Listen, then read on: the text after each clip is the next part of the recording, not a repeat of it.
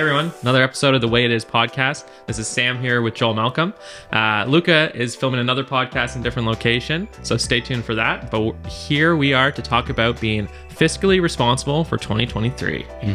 Okay, Sam. Well, you introduced the topic, so what do you have? Yeah, so obviously, possibly headed into a recession. They've been saying that since it's going to happen in December. Still hasn't officially started, but obviously a lot of things to talk about. A lot of times people have their new year as get fit, lose some weight, but also be financially responsible.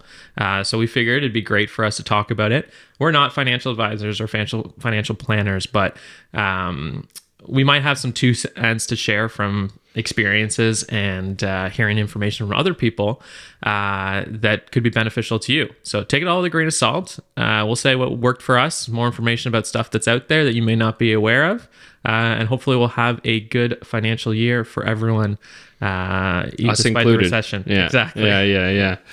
Well, just touching on the recession there, you know, you never really know you're in a recession until you're almost coming out of a recession, and you don't even really know when you're coming out of a recession. So, Yeah, you know, I do find that it's the worst part of a recession is basically the anticipation. Yeah, and It's not actually being in it. in it, you know, the media is going to cry recession until it's out of the media cycle, and it's almost best to zone it out and just follow, you know, probably not the advice we're giving you, but the advice experts give you in terms of saving and cutting back, which all suck, but unfortunately have to happen. Yep. Just to weather through the storm that we don't know when it's going to hit, if we're in it right now, when it's going to end. Exactly. And I mean, honestly, a lot of the principles that they teach during a recession are ones that should be used throughout your life in terms of saving, because, you know, I think we all go through those cycles of where we spend a little too much on things and we could probably cut back. Yeah, It's just a cycle. consumerism taking over, and, you know, it's a little bit of a humbling time, I think, for a lot of people, and it's important, you know, if you do need extra help, to ask people around you or friends or family for that extra help, or rely on some services that are out there, like if it comes to it, like things like the food bank, which are there to help you in those stressful times where, you know, really you have nobody else to turn to. Mm-hmm. And a lot of this podcast is going to be targeted more at our generation, just because I feel like from experience with my friends and colleagues and stuff like that, we're not a savings generation. No one's preparing for retirement. It really feels like a lot of people are living that paycheck to paycheck life, and kind of like, oh, I made this much money, now I'm going to go travel and blow it all until I can kind of start saving up for the next experience. Yeah. Right. Yeah. And as great as that is, I mean, experience is oftentimes worth more than the money that you spend on it. However, you do kind of have to set yourself up so that when you're 65 plus and it's not as easy to work, you don't have to. So obviously a couple good habits to get into now is kind of will segue into a couple things that hopefully people are aware of. And if not, here you are. But the tax-free savings account contribution room for this year is $6,500. It's up $500 from last time. Ooh. That's pretty big. So for those of you not familiar with that type of account, it means that any interest or income earned while in that account is not taxable. It does not contribute towards your income, which is a pretty big benefit. One thing that I recommend people to start doing is that when you get paid bi-weekly, it's often a good kind of thought to contribute to it with every paycheck, because then it's like the money is not necessarily there for you to spend on something you really don't need. So approximately $270 bi-weekly would help you get your contribution goal to max out your TFSA this year. Another vessel is the RRSP. So obviously that is your registered retirement savings plan. That is a great tool as well, especially because people that are self-employed, and even those that are not, it decreases your taxable income. Basically what you're doing is you're putting the money away to be taxed later on. So it saves you money in the short term, and then you can have it contribute towards your basically yearly income in retirement, which is when it's taxable. So that contribution is dependent on your total income. So I can't tell you what that is, but certainly you should be able to look it up on your CRA login. And basically at this age, you're usually encouraged to do your TFSA first. Because if you're leaving something in your TFSA for, 35, 40 years, it's much better to have that tax-free growth and be able to take it out without paying tax on it, rather than have that growth and then get taxed on that entire amount. Yep. Certainly, if you can contributing to both would be ideal, but obviously, especially with a recession, sometimes money might be tight. So. Yeah, and definitely talk to an accountant, not to us. Yeah, maybe. And then I guess the last thing to talk about is the new first-time home buyer savings account. So that has a contribution limit of $8,000, which is has its pros. Obviously, it acts as an RRSP and as a TFSA in a way. So there's no taxes based on the money you contribute, and it also, the growth that happens, and it also decreases from your total income. One thing to consider too is for those that aren't even planning on purchasing a house, this rolls over into your RRSP. So certainly you can contribute to it, add an additional $8,000 to take away from your total taxable income. And then eventually it'll roll over. So something that someone can use who hasn't purchased a house, whether or not they're going to be buying something, which is a plus. So. And I think that's pretty much it for government incentives, at least. Well, that's that's certainly the three main accounts that I feel like are most applicable to basically the common person. And just touching base, obviously, if these saving goals are difficult to achieve, just do like the best that you can. Another thing to kind of help with these saving goals is saving money elsewhere so that you can put the savings into these accounts, or at least not sweat about paying your rent, paying your mortgage, or paying your car insurance, that kind of thing. The first thing that comes to mind is obviously grocery shopping. Food prices with inflation, everything like that have kind of gone through the roof. I don't know if anyone's on Reddit who's listening, but oftentimes I see people post, this is what $100 purchased me in Ontario. This is what $100 in groceries purchased me in Manitoba. And it's people comparing how much they're able to purchase for the amount. And sometimes it's like 3 items. And you're like, how, like $100 means nothing now. But then sometimes people post and it's literally like a kitchen table full of 6 meals for a family of 8 kind of thing. And it really comes down to what you're spending your money on, trying to be frugal and basically shopping around. Oftentimes people go to Loblaws, which is probably the most expensive grocery store. They kind of have the right to be because they offer everything and it's always generally good quality. However, you can save so much more money by going to Food Basics or No Frills. Just one of those other kind of grocery store brands where you don't have to spend an arm and a leg. And shop the flyers. Yeah, too, and I'm happy to dive into the whole grocery store stuff that's going on because obviously that's where people notice it the most, like you mentioned. But even those discount stores, which, well, historically discount stores, not only are they consumers dealing with shrinkflation, so that's just essentially getting less for either the same amount of money or more. You may notice your can of beans went down from 450 milliliters to 420 or something, and they slimmed up the can, and you don't really notice it because the price generally doesn't change. They just reduce the volume. But you're literally getting less and paying the same price. But usually, like what we've seen, prices have skyrocketed even at these discount grocers, and it's become a necessity to go there instead of Loblaws or another bigger grocer or even Costco. And there's some chains out there that at least seem on the surface a little more ethical than others. Absolutely. In terms of their pricing. And Costco's a good one for that example. Exactly. They haven't changed their price of chicken in something like 20 years. Now they have loss leaders, which would be your chickens to bring people in. But even just their general markup on other items, they're not trying to gouge you, right? I believe they try to stick to a 10% profit margin, which... I mean, I'm happy to pay a 10% profit to them. They treat their employees well. You get good prices on things. Absolutely. You can't really obviously pick and choose because it doesn't make sense to go to Costco and buy a 17-liter container of spinach because you're never going to get through it. As long as you're not wasting the majority of food. Because you don't want that. Obviously, it makes more sense to go to somewhere a bit smaller for something like that. But certainly, shopping around is helpful. And then another thing, kind of just staying on the food train, is what the pandemic did is they skyrocketed delivery. Right? So everyone was using Skip the Dishes, Uber Eats, DoorDash, that kind of thing, because of the convenience to kind of get food to your house without having to interact with people, which was great. However, the price on those things is pretty significant. And I'm not telling you to stop enjoying food out, because at the end of the day, we want to support local restaurants and stuff like that and support the economy. However, I can promise you, you will save money driving to go pick it up yourself. Yeah. Right. Well, at the very least. Yeah. At the very least. Obviously, try to limit the number of times you eat out. Yes, I'm a true believer in saving time is almost better than saving money sometimes, but to an extent. And that 4-minute drive to the local restaurant is not going to set you back, especially because you're waiting for the food anyways. And it could save you $10, $15, which will add up time and time again. So. Yeah, talking about eating, and then, I mean, we can talk about eating out. Dine-in restaurants now are, I mean, they're understandably, their costs have gone up, and I mean, we can even tie it into commercial rents. They've skyrocketed alongside residential rents as well. So you're going to see price increases there. Then we can start talking about tips. Oh. Yes, that's a topic that a lot of people hate it. A lot of people in the industry love it, you know.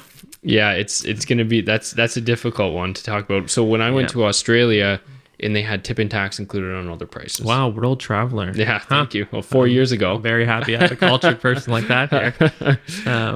But yeah, that was a breath of fresh air. Honestly, not being able to look at a price and know what you're going to pay, instead of being presented with a machine that starts at 20%.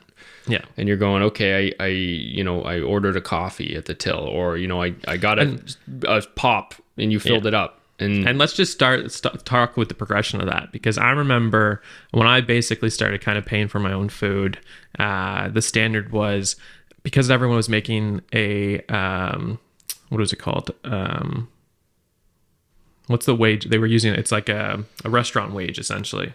Like, restaurant workers were being paid less than minimum wage. Oh, yeah. When it was like $12 for a server, $14 server's wage, I think it was, right? Yeah. Server's wage. So so that existed, and that's why tipping culture was a thing almost. Yeah. And the standards at the time too were 10% for delivery, 10% for like kind of fast food, not fast food, but if you're like, if they just kind of make the food on you and they're not serving you at a table. And then it was 15% in a restaurant.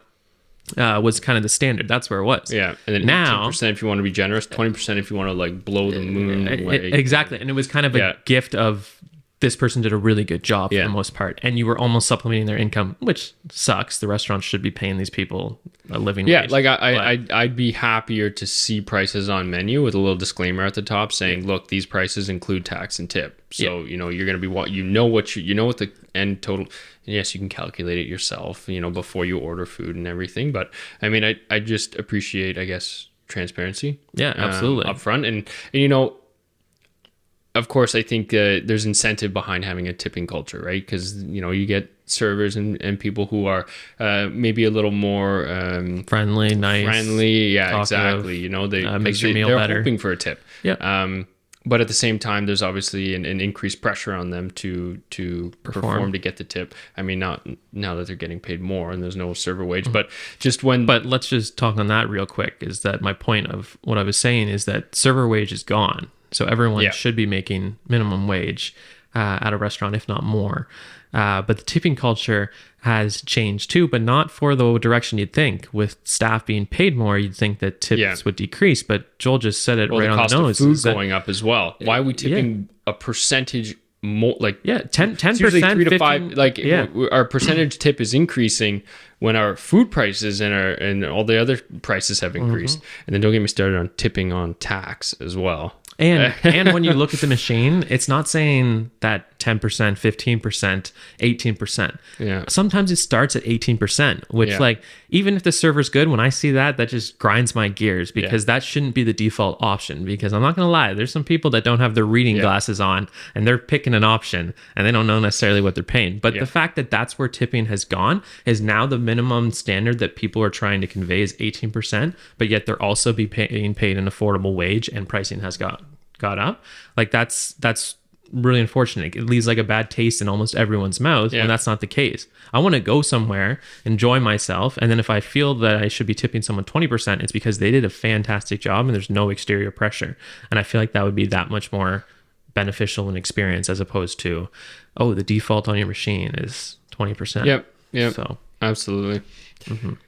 Well, I guess that's the little blurb on. Well, yeah, unfortunately, we tipping and can't solve everything. it because No. I mean, it's a cultural thing, and we're not opening restaurants and making the change. So, Yeah.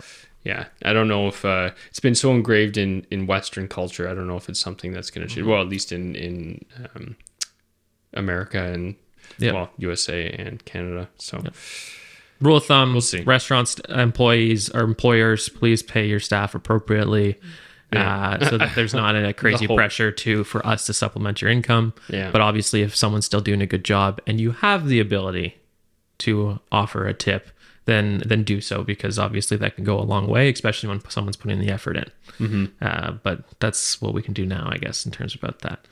I guess that was a bit of a sidebar from saving money and the tips. I guess. Yeah. Well, you don't want to come across as a bit of a scumbag when you don't tip, right? Because that's the societal pressure coming down on you. All right, let's segue back. Want to bring it back? Okay. 2023.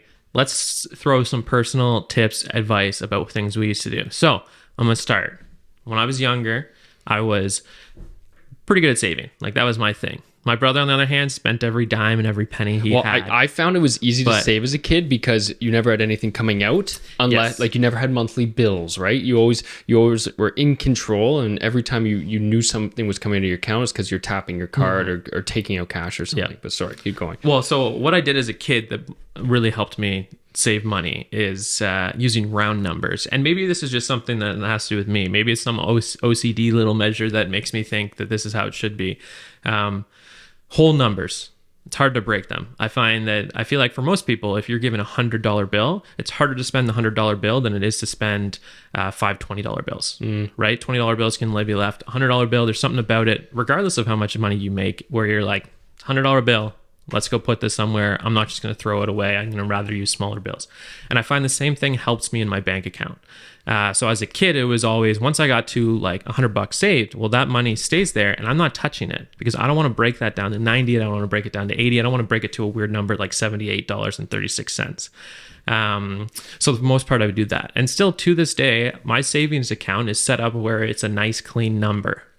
Basically, like if you're trying to reach that TFSA amount, when you're transferring, let's say $300 every single time. And then eventually when you're at a $6,500 number in there, a part of me feels psychologically it's a little bit harder for me to go and grab some money into it to kind of decrease it when it's that nice, you have $6,500 saved. So if anyone's struggling with pulling out of their savings accounts to spend, almost make it a number that's clean, that shouldn't be touched in a way. So don't put in $2,786.05 because you're more likely to spend that $86.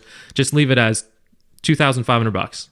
Yeah, maybe it's a little bit less, but maybe now you're less likely to kind of mess it up. So that's what's worked for me. Giving yourself a chunk to spend, essentially. And that's an aspect of it too. So that's what's worked for me ever since I was a kid, and still to this day I do it. So certainly try it out if you want. Yeah, and I guess going on to at least monitoring your bank account, take a look at your subscriptions. You know, I took a look, and for the past 3 months I've been paying for some Xbox thing that I forgot. Do you have an Xbox? For. No, but they got the whole game streaming. Anyways. So I canceled that. It was $8 a month. Yes, it's a small amount, but you know, if you have 2 or 3 of those things going on, then cancel those, and it helps. Anything helps, especially when you're in a recession environment. And that also ties into insurance renewals. Whether you're a tenant and have a tenant insurance, car insurance, most people have, or home insurance, or life insurance even. Give a call to an insurance broker or whoever you get your insurance through. See what the new rates are. See if it's worth to switch over. I know even with my home insurance, I'm going to be switching over once it comes renewal in April. But my new insurance is the same, although it's the same price. I have a ton of extra benefits that I don't have on my current insurance. And then, like I said, check your subscriptions. Like, you know, Luca and the team, we merged our CRM systems, and that's over $100 a month for me. That's no longer coming out of my account. You know, find those areas where you can trim things. And talking about merging your subscriptions, I mean, most people have a Netflix account with their parents. There you go. go. Make sure you don't have one with yourself. Yep. Oftentimes, everyone subscribes to every single streaming platform out there because they don't want to miss anything. But the reality is, it's really easy to restart your subscription after the fact. Yes. Yep. So if there's a service out there you're not using right now on a regular basis, like maybe you're not using Crave, maybe you're not using Amazon Prime Video, well, deactivate that subscription. Save a couple months of that amount of money. And then, maybe if there's something on there that you're like, I really got to see this, you resubscribe, finish the episode, get rid of it, that kind of thing. Or ask your friends to buddy up on them, because exactly. I can tell you right now, I use my parents' Netflix.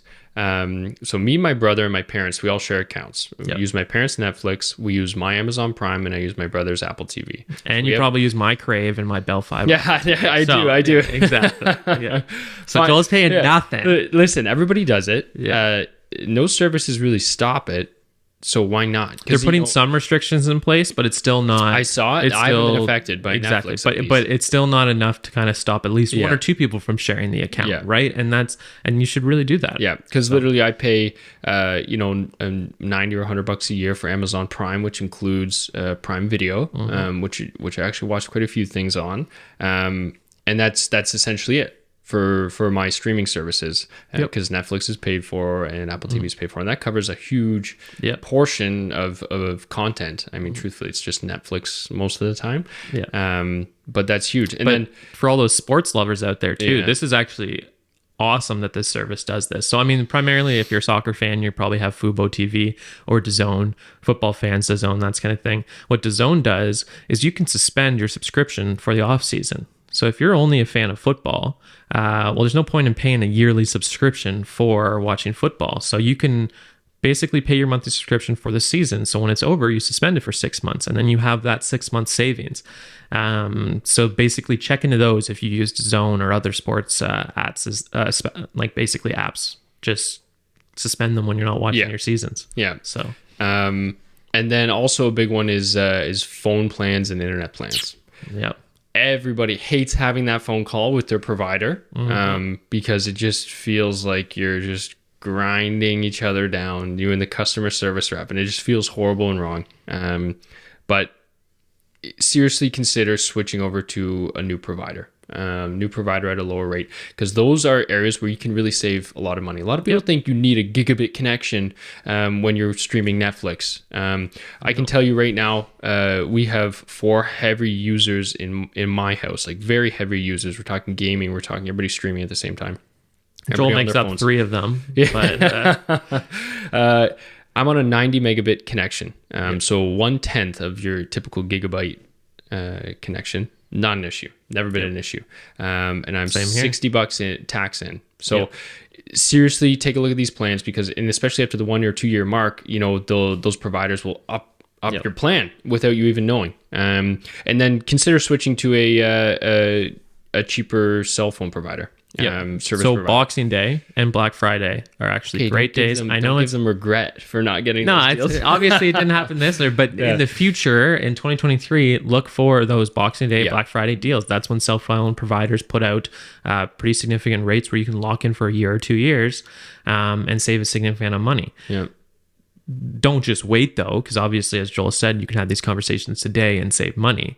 So that's a possibility. And one thing that kind of just to talk about the internet connection, is that, so Joel's using, you said 90 megabytes, right? And it's more than enough for 4 heavy users, which is true. Now, there's people out there who are going to have 500 megabytes coming through, and they're going to say, my internet is not supporting me, so I got to upgrade to a gigabyte. That is almost never the case. And I know I thought about that the first time I got internet, but it's because I'm using Bell Fiber Optic, which the internet quality is fantastic. The modem/router they give me is god awful and doesn't support a range of multiple devices or to the entire, like every single corner of my house.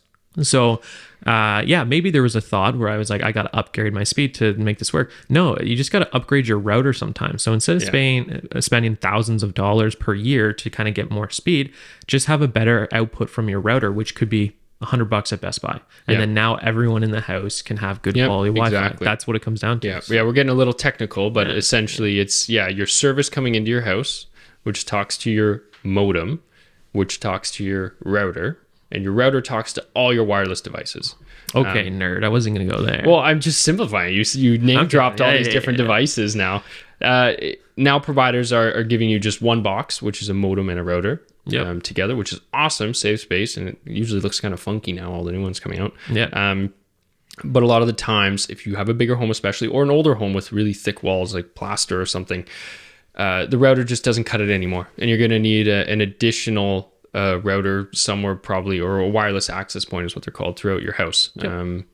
Which is, I mean, something you can definitely Google and then get somebody out to install. Not to touch on in this podcast, that's for sure. That's another one. Yeah, but just one more note on cell phone providers and internet providers, and really any providers. Don't be afraid to switch. It's going to be some hassle. You're going to sink some time into it, whether it's an hour, 2 hours, 3 hours. You're going to save a lot of money if you're willing to actually switch providers and go to a service, going from, let's say, Rogers to Public Mobile, which is a subsidiary of TELUS, so uses TELUS towers. You're going to get the 4G network on TELUS, but only at 3G speeds. You're not going to get 5G from Rogers, but try it out. You may not get all the perks and all the benefits and blah, blah, blah, blah, but it will come at a significantly reduced price. But even switching from Rogers to Bell, sometimes it might even have the solution, right? Or Rogers to TELUS. You can get those decent speeds. Yes, Rogers generally has some of the best coverage out there, but does everyone need it? No. So, if 99% of your time is spent in a metropolitan area, then there's no concerns about having rural reception. Which you probably would anyways. Exactly. I'm not saying they don't. They just probably don't have as good as Rogers, especially in this area. A long time ago, brand loyalty used to be a thing, but these big corporations do not care. Yeah. So you got to do what you got to do to kind of save that money. Just to tally up. So I guess I can give a personal example. I switched my home. Well, I'm going to be switching my home and my auto. I got rid of my contact management software and merged it. And I switched my internet provider, and I'm saving. It's going to be about $160 a month this year, which is huge. That's another run to the grocery store. Yeah. Big load of groceries, which would help out a ton of people. Exactly. Yeah. And to kind of just talk about that. So Joel obviously looked at what he was spending money on and reviewed it, and I find almost no one does that. So it's hard to sometimes to come to terms with how much you spend on things, and even looking through my monthly bills, I'm like, oh my god! And which you should look through monthly bills. I don't know if anyone uses Google Sheets out there. It's free. Literally go on there. There's templates for monthly budgets. Some that are great, things you don't even have to touch. And you don't have to be super familiar with Excel or Sheets to use them. They just basically type in stuff from your bank statements. I would highly recommend doing that from at least a couple month period. Like don't do a whole year and try to get your results, but just do like 1, 2, 3 months, because then it can show you your habits.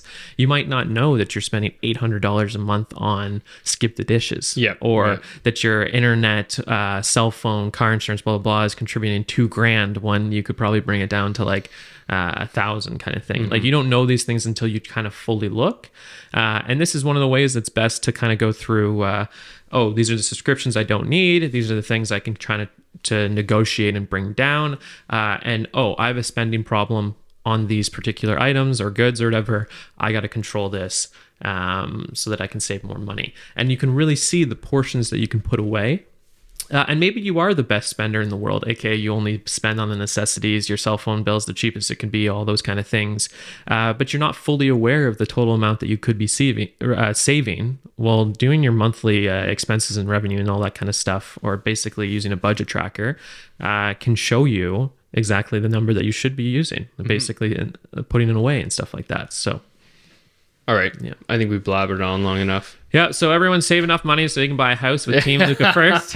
We will help you with that, and we will bring you to financial freedom. Yeah. There's the call to action. Exactly. Yeah. But I guess on a serious note, I know this wasn't 100% related to real estate, but if you do have any questions, whether that ranges, we're going to have some tips coming out about renovations soon. Whether that ranges from, you're getting ready to list your house in 2023, or you're considering buying a house in 2023. Any question under the sun, shoot us an email, shoot us a message. Yep. We're here to help.